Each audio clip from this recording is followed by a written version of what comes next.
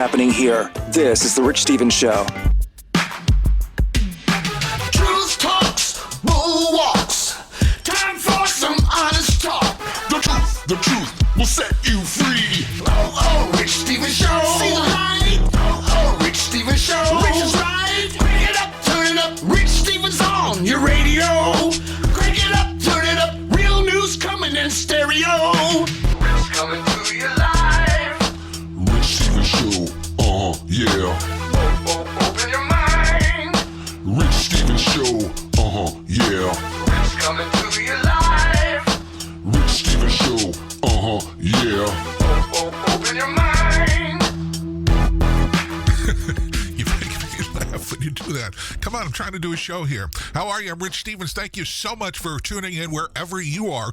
By the way, if you would do me a huge favor and just send me a text message, or you can send me an email, Rich, R-I-C-H, at richstevensshow.com.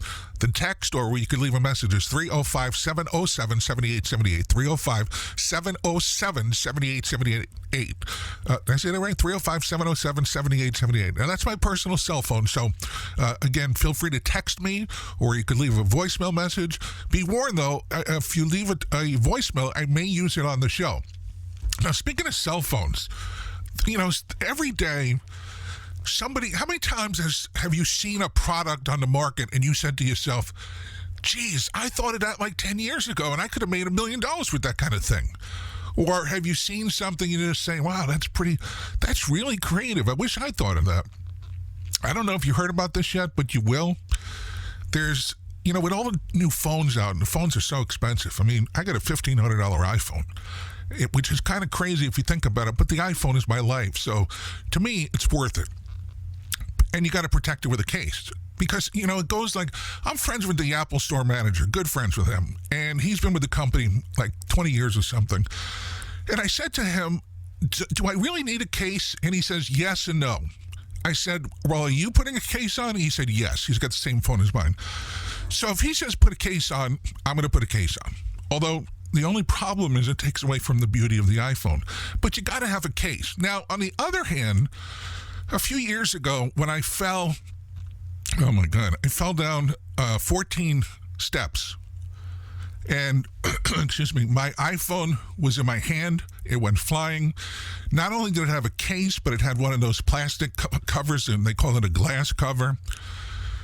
Long story short, the phone was demolished. I mean, the case did it no good. The glass, which was supposed to break and not have the glass break under it, everything broke. So you got to make sure that you have a case that actually does what it's supposed to do, or at least have the insurance. I was grateful when I fell and the iPhone got destroyed. Thank God I took that insurance policy, because that repaid me for the entire cost of the phone, which made a big difference. Well, anyway, the reason I bring this up about cell phones is there's a smartphone case. And it seems like every day somebody's coming out with a new one. By the way, just an FYI, the case that I had that destroyed the phone was called an OtterBox, which is supposed to be the most undestructive case. Just don't go there. Anyway, so there's a new case that came out, or it's actually coming out. It's not out officially, but they're showing video of it, so I wanted to bring it up. It's made out of, you better sit down for this. It's made out of artificial human skin. Human skin. The reason is because it'll give you, like, this is according to the company, it'll give you like lifelike sensations when you hold it. You can tickle the case, you can pinch the case, just like you can do to your arm. Are you creeping out yet? Because this is really weird to me. The artificial skin is made from silicone and has sensors that give it that, it makes it just look real and feel real. They say it's going to be on sale by Christmas of this year. I mean, would you want a case, a cell phone case, or anything that appears to be like human skin? And it looks, again, I've seen the video, it really looks like a hunk of skin. It's not like a thin case. But I will tell you this, it looks like the kind of case that will damn right protect your phone should you do, like I did, fall down a couple flights of stairs and the phone will be protected. That's the only good thing I see. But you can't put it in your pocket because it's too thick. So I don't know. There's another thing that I was thinking about, and I just did some research on this.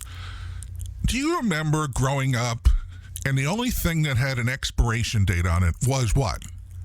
It was milk, it was eggs, it was butter, and I think that was probably about it. But today, we have expiration dates on everything. This is a marketing ploy to get you to freak out that something's going to expire or is expired and throw it out. Hence, you go back to the store, and the store makes more money. Excuse me, I had to take a drink.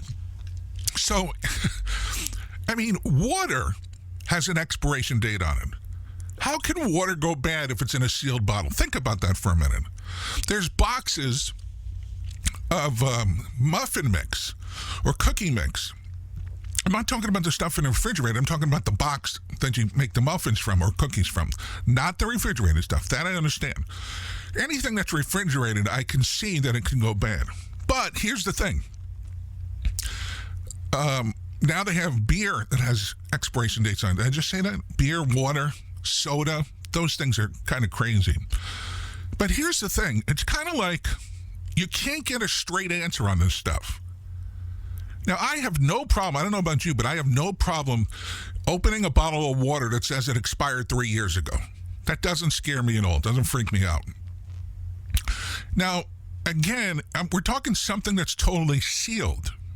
Now, a few years ago, I went to Walmart, Hurricane Prep, got like 3 big gallon bottles, or containers rather, plastic containers of water. And I just left them in the kitchen with the emergency box. God forbid, we got a bad storm. And after hurricane season was over, I went to pick up, open the bottles. I figured I was going to use the water. And one of the bottles was empty, which is really strange. So what that meant is, because I could see the bottom of the box was all like, not wrinkled, but, it looked like it had water damage to it, but it wasn't wet. So what that means is somehow it broke and it was on the floor somehow, and I didn't see it, nobody saw it, which is really weird. And again, that's another story for another time. But my point is, if it's sealed, it should be okay. Now, the same issue happens with medications. Now, you can ask a pharmacist about medications. Hey, I got these pills. They expired a year ago. Are they good? No. You should throw them away and get a new prescription.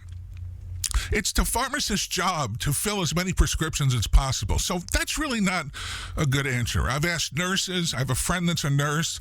I've asked her, and she says, no. The medications really do lose their strength. And I just don't understand. When you get a prescription, it's in one of those colored bottles so the light can't affect it. How can the pill all of a sudden go bad? It just doesn't make sense to me. And I confess, I've taken medications that were past their expiration date, had no problem with them, and they still did their job. One of those was Xanax. I can attest to that. But the reason I bring all this up is because apparently expired food is being sold on Amazon every single day. Expired food. It's just what I was talking about. So they've looked into the distribution of products past their sell-by dates, and they found that customers complaining about several items, including baby formula, granola bars, coffee creamer, chips, and all kinds of junk food and crap. Now, some of the products were sold, had more than a year expiration, past their expiration. So in other words, it was a 2018 date on them, and we're selling them in 2019. Now, I will say that most of these items are being sold by third-party vendors, which means it's not Amazon. But because it's not Amazon, they're using all these those go-arounds, loopholes, if you will, on Amazon's technology, and they still distribute the expired products. Now, you see, something like that would bother me. I bought something on Amazon, I guess it was about 6 months ago. It was a hair product. And the hair product had a date of June 2018 expiration date. Now, again, how can a hair product go bad? It just doesn't make sense. It was a gel. How the hell can that go bad? It can't. But I called the company anyway, and I said, hey, I bought this product from you. on Amazon, and it says the expiration date was last year. She said, I can tell you, sir, you have nothing to worry about. We're just required to put the expiration date on there, even though it's not going to go bad. I said, are you sure? She said, absolutely. And she said, if you prefer, I can send you out a new one, but I got to tell you, between me and you, it's going to have the same expiration date on them because we had an abundance left over, so we're still getting rid of those first. And I use them. There's no problem at all. So, you know, sometimes you just don't know. And let me just roll back to them again. You remember that whole thing with this piece of glass cover? So a clear piece of glass. They called it glass protective piece. I forgot what they called it. That would go on your phone. And that came out, I want to say like 5-6 years ago. And I remember buying mine at Costco for $25 for this piece of thing that goes over. And I remember I had the guy put it on for me because they're really hard to put on. And it took him, he went through 3 of them before he got one on. So I was grateful that I didn't do it, because once you screw it up, it's done. And then they started coming out with the same thing. Some discount stores in the mall, and you could buy one for $10 or $15, and now you could buy it for like a quarter. But the thing is, they really don't do anything. I had an iPhone, I think it was 2017, and I dropped the phone, and that was the only time it worked. It just fell out of my hand, and it got a little, like a speck on the top right-hand corner, and you could see that the glass cover did what it was supposed to do. It was thick enough, and it must have hit a pebble on the ground or something. It just put a little nick in it, and it bothered the hell out of me. So, of course, I had to get a new one. But when they took it off, the phone was fine. So you just you really gotta not follow, you know, what people do, and sometimes use your own brain and realize that, wait a minute, that doesn't make any sense. 9 times out of 10, you're going to be right. And speaking of Amazon, and this really bothers me because I think this goes on every single day and we rarely hear about it. There's a delivery driver for Amazon. You know, those little Amazon trucks that I still don't know where they keep them. Where do they come from? I think I've talked about this before. All of a sudden, I'm seeing a lot of Amazon vans, and I don't know where their home is, which makes me very curious. Anyway, one of their drivers was arrested because he stole almost $10,000 worth of packages. So what he did is, instead of taking the package and dropping off to people's houses, and we're talking appliances, we're talking electronics, we're talking about laptop computers, the guy took them back to his own house. Now, he kept some of the items, and he sold some of the other ones. Guess where? On Amazon. He did this for 2 months. The guy worked for Amazon for less than a year, and of course he's been fired, and he's been charged with grand theft, and he's now dealing in, because he was dealing in stolen property. That's a lot of charges coming against this one guy. You know, it's not worth it. Especially today's day and age, where there's cameras and there's tracking numbers and there's all kinds of issues and ways that you can be found out. You know, years ago, and they still have them, they're called porch pirates. But years ago, people used to, I have a confession to make. My friend Victor and I, in New York, this was in Yonkers, we would stay out, hang out to sometimes 5, 6 in the morning.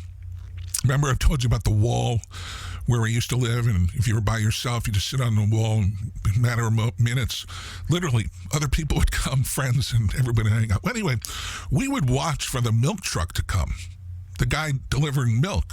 I don't think they do that anymore. At least I've never seen the trucks. But anyway, we would wait for the milk guy to come, and then we would go and grab a bottle of chocolate milk in the glass bottle from somebody's door. They had to realize that, like, once a week they're missing a bottle of chocolate milk. We were kids, so I got a good excuse. And the same thing, the seltzer guy would also deliver, which was different than the milk guy. I remember the seltzer guy delivering seltzer when I was a little kid in the Bronx, and they did that in Yonkers too. Do they do that anymore? I don't know. But anyway, this is my favorite time of year because I got a hold of the new Neiman Marcus, the annual extravagant fantasy gift catalog. And every year, they seem to up their game. They have to. There's a $750,000 Aston Martin DBS Superleggero, which was designed by Daniel Craig. You got to see this. It's just amazing. I think if I won the lottery this week, I would drop the $750,000 on this car because it's like a one-of-a-kind thing. It's just incredible. There's a pricey list of a lot of other things. There's get ready for this. You can get a chance to star in an Instagram video with Kim Kardashian's makeup artist, Mario, which costs $400,000. And you get a trip to Paris to design a special one-of-a-kind pair of shoes with Christian Louboutin, I don't know if I'm pronouncing that name right, for $125,000. The cheapest item on the list that they have is if you're a pet lover like me, a luxury doghouse, which is designed by Denise Richards and Rockstar Puppy. That will cost you just a mere $70,000. Not that much money. People actually buy this stuff. To me, I think the catalog is the coolest thing. But you have to be able to afford their stuff. There was a thing, I think it was about 10, 11 years ago. I can't remember what it was called. I almost think it was called The Secret. You remember that whole thing with The Secret? Where you were supposed to take a catalog like this, and in my case, I'd cut out the picture of the car, and you put it in front of you, and you keep looking at it all the time, and supposedly you wish it, and it comes to you. Never worked for me, but that's what that just reminded me of. Oh, listen, speaking of money, Post Malone, the singer, was partying at a nightclub here in Miami over the weekend, and he was throwing down beers, and get this, he threw $50,000 in cash into the crowd at the nightclub. I mean, can you just imagine that for a second? Having that much money to be able to throw out $50,000 and not miss it? And he's a gold and platinum artist, so he's got plenty of money. But he was doing these beer bungs with his crew before he got on stage to do Rockstar and Psycho. And then he had a crate of Bud Lights, and it had sparklers that was brought to him on the stage while he was performing. And then it was following that performance that he threw out the $50,000. It was all $1 bills. He's lucky that he didn't start some kind of, a riot. $50,000's a lot of money. I got to tell you, I remember when I was on the radio in Orlando at 102 Jams. And every Friday night, I hosted this party at a huge nightclub on iDrive. It was called Celebrities. It was just really, I had so much fun there. Anyway, Shaquille O'Neal, let me take a sip here, hold on, was just signed to the Orlando Magic. And Shaq was new in town. He was a big fan of my show and the radio station because I used to see him, and he used to call into the show. I mean, he was and still is a very good guy. But you see, the thing is, he wanted to come to the nightclub on Friday night. He wasn't old enough to get into the club when he first signed with the Magic. Now, when you see Shaquille O'Neal, this guy literally stands out. But they're not going to risk their liquor license to let somebody in underage. But I managed to pull it off. I got him in, and we became even better friends. And he would come in, oh my God, the first night that Shaq came in, they had a restaurant part of this club. It was a really nice club. And he's sitting at the table, I'm sitting at the table. One of the owners of the club is sitting at the table too. And this poor waitress, this girl, was so nervous. Because during this period when Shaq was first signed, I mean, everything on the news was Shaq. Remember, we didn't have social media back then, so it was all TV news. And so here's Shaq. He's sitting at the table. There was one of those, it was like a, kind of like a round booth with a cushion. I want to say like a 50s style, but it really wasn't a 50s style. Just a bolstered back kind of circular table. So we're sitting there, and I could just tell that the girl, the waitress, was just very nervous because, hey, Shaquille O'Neal is here, and I'm serving him. I mean, she looked very nervous. I mean, really nervous. There was no doubt in my mind. And I kind of felt bad for her. And I even whispered, I bent over and I whispered to her. I said, it's cool. Don't worry. Everything's fine. So Shaq had ordered soup, a burger, and fries. Pretty simple, right? So she brought, and I ordered, I think, the same thing. I didn't have soup. I had a cheeseburger and fries. I had a salad first. And the owner just had a drink. So she came over with this tray, and Shaq was sitting on the end because, he's got those really long legs. And he just needed extra room, obviously. So she comes over with this tray. And I'm watching her, and something was telling me that, oh my God, she's got too much on that tray. And sure enough, she gets over to the table, and she goes to put the tray down and dumps the hot soup all over Shaq's pants. I thought I would die because it wasn't supposed to be like this, obviously. But even worse, the girl was hysterical in tears. She was crying like crazy. The other thing is Shaq's legs were burning because he just got a hot bowl of soup dumped, literally dumped on his legs. And the owner who was sitting there apologized, and I said, listen, bro, I'm sorry. And he said, it's okay. I just need some cold water to stop the burning here. So the owner jumped up and got a cold towel that was, put in water and had some ice on it, brought it out. And then Shaq says to me, after the owner got up again, he says, listen, I got to tell you, when you're as tall as me, I got to buy everything custom made. You want to guess how much these pants cost? And I said, I'm afraid to. And he said, $450. And I just got them yesterday. They just made them for him. And I what do you say? I mean, I didn't know what to say to him other than, it wasn't her fault. She was just really nervous. I saw that she was nervous. He said, yeah, I saw she was nervous too. But here's the thing. The club owner, and I think this was really dumb, the club owner fired the girl that night, which I think was terrible. And Shaq, when he found out about it, he said to the club owner, which was just shows you what kind of person he was, even at 20 years old.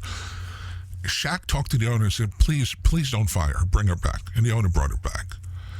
And the next week, he came either every week or every other week, came down to the club to hang out.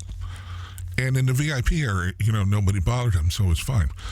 But I would go up on stage several times a night just to give away prizes and stuff. So Shaq asked me, this was 2 weeks later. Shaq says to me, can I come up on stage with you tonight? I said, yeah, of course. I mean, you got to be a real schmuck to say no to that, right? So Shaq comes up on the stage with me at this nightclub, and I introduce him, and everybody's excited because, again, remember, no social media. So this was, a big deal because you're seeing somebody that you see on TV, like literally every single day. They were making such a big deal about this new team, the Orlando Magic, and Shaquille O'Neal. So, and by the way, I have some pictures on the website, richstevenshow.com, where you can see him standing with me, and I look short next to him. Shaq actually, I wish I could find this video. Somebody's got a video, and I used to have it, a video of him picking me up and dunking a basketball. I mean, him picking me up with one arm was nothing for him. I'm 6'5". He's what, I think 7'2" or something like that, or maybe a little bit taller. But anyway, here's the thing. So Shaq said, I got some great prizes for you. I said, Shaq, how you feeling? Excuse me. And Shaq says, I'm feeling great, Rich, and I brought some prizes too. So here I was throwing out T-shirts, which people used to go crazy for the 102 Jams T-shirts. They were really nice T-shirts. But he says, Rich, I brought some prizes too. I said, what do you got? And he puts his hand in his wallet, and he says, I got $100 bills. And I'm looking at him, and I'm saying to myself, oh, my God. So Shaq says on the mic, who wants a $100 bill?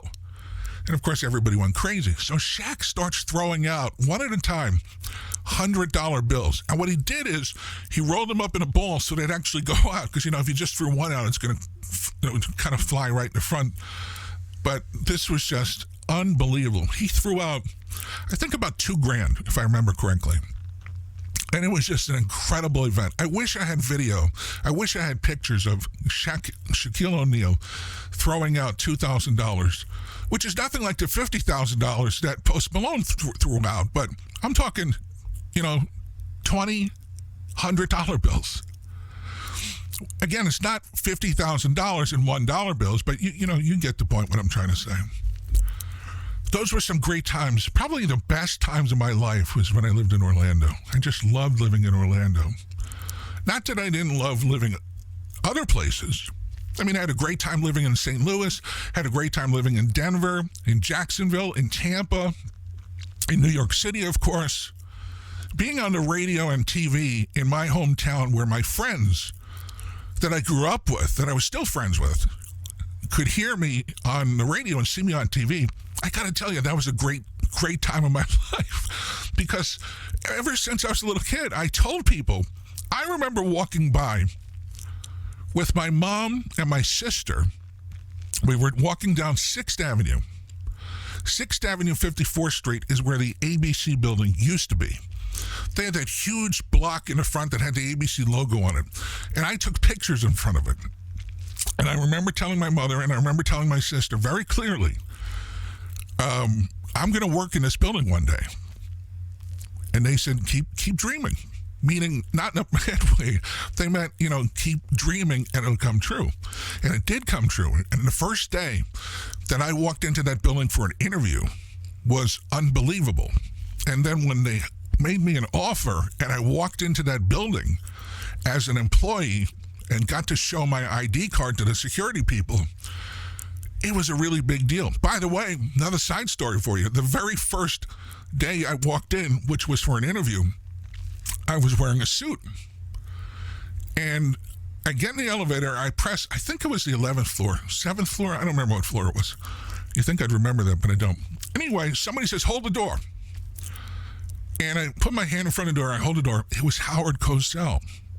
Howard Cosell asked me to hold the door, and I held the door.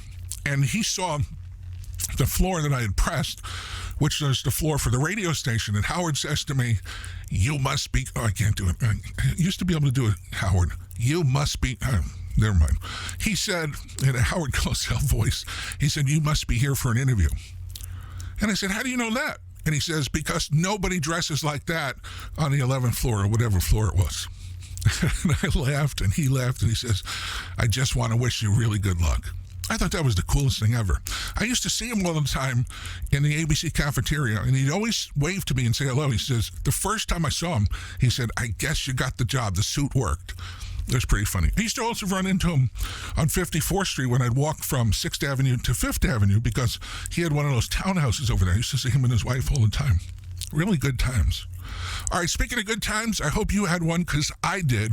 I appreciate you listening. Don't forget Rich, R-I-C-H, at richstevenshow.com or 305-707-7878. Or you can text or leave me a message.